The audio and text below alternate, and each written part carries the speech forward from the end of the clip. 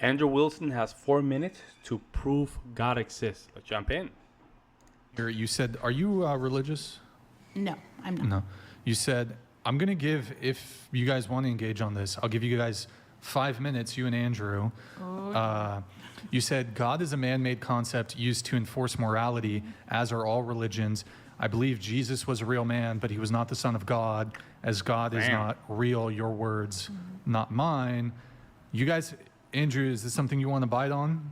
Damn. Is this something you want to bite on? Yeah, absolutely. But let me just, let's do, it's 10:15 now. You guys have 4 minutes, 10:20. Go ahead.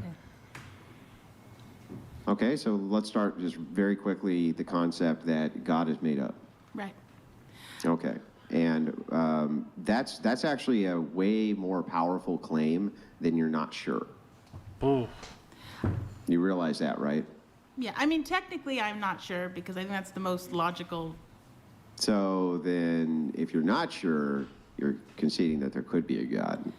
There could be, but the percent chance that the being that they describe in the Bible is real or any other religious book, I think, is not likely. No. Yeah. Okay. So then you're not an atheist. You're an agnostic. Yes. You're saying it could be true. Correct. Okay.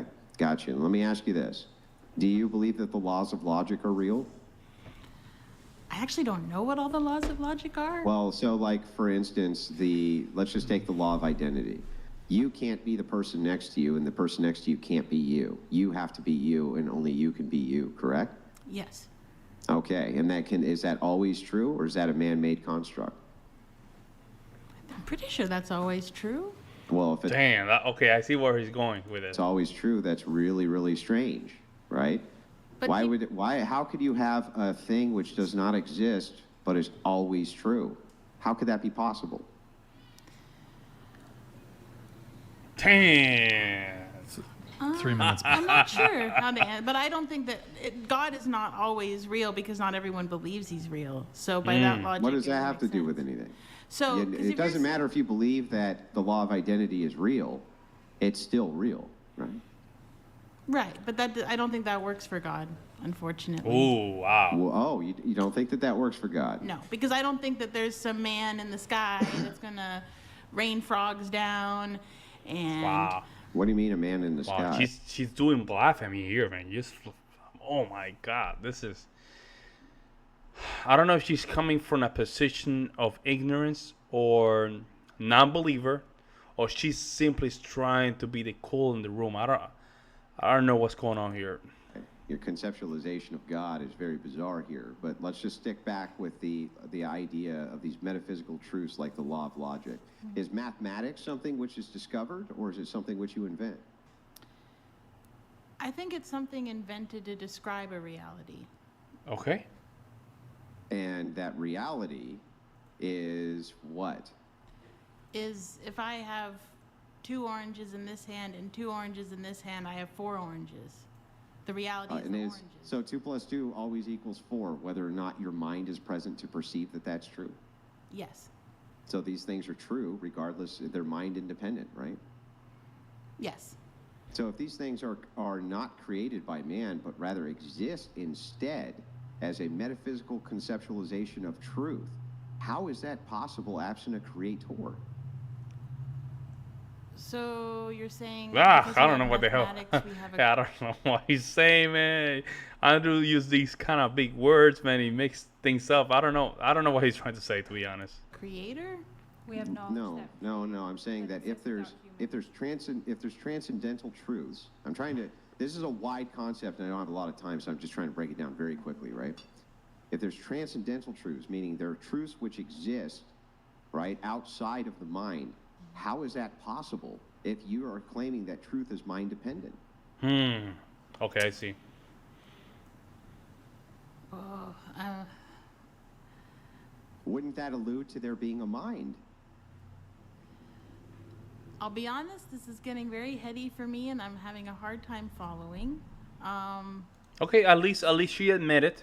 There's nothing wrong with that. I think she admitted the fact that it's a little bit hard to follow, and I have to agree with her. This is a little bit hard to follow.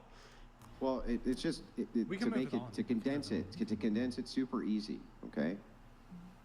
if, like you say, everything is subjective and mind dependent, then how can you have things which are true even absent the mind?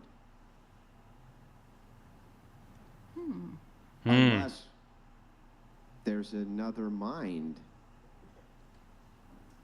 Well, because math is just the words we chose to describe. So, like, two. What about the laws of logic, like the law of identity, which is always true? No matter what, it's always true. It can't be a human construct. It has to be objectively true. If that's true, and you're saying everything is mind dependent, but this would still be true even absent a mind, wouldn't that allude to the fact that there's another mind? See, I'm not sure if I'm prepared to say that because I don't know that I'm at the level. Well, then all you have to do is give me a scenario where the laws of logic wouldn't be true. Like, for instance, could planet Earth be planet Earth and not planet Earth at the same time? No. Is that possible even if all minds are gone? Is that possible? No. Well, but planet Earth is a So literal if it's thing. objectively true, then truth to you is mind subjective, right? If this is a subjective thing. But if this is objectively true, then wouldn't it be mind dependent? Well, so my basis for truth is what is literally here. The planet is a literal planet in space. It can be. I'm very sorry, guys. I'm sorry to cut you off. We do have to. Oh my God, Brian, you did not do that, man. It was getting juicy, man. I was getting some very important conversations here. Move it along, but you can catch her tomorrow on the Crucible, where they get into they're gonna have a 3-hour conversation on this. So be sure to tune into that. Where do I go? No, he should have just let it happen. I think they were getting into something there. Now I understand that I think it's because she is getting to the conclusion that there's no God because I cannot see that there's a being in the sky, therefore it doesn't exist. But the thing is, in order for you to determine whether or not is there a being that exists, you have to show the evidence that you went through everything to just demonstrate that it exists. Because for you saying, I don't think the world is rounded because there's no existing, or I haven't seen an evidence that is rounded, therefore it's flat. I don't think there's a good argument for that, unless you have to just demonstrate that it is flat because there's a corner of each, there's a end to the what we call the planet Earth. Maybe that can be an argument, but I don't think this is. Man, Brian should have just let it go for a little longer here. But, it is what it is. Let me know what you guys think in the comment section below. I would love to hear you guys' opinion.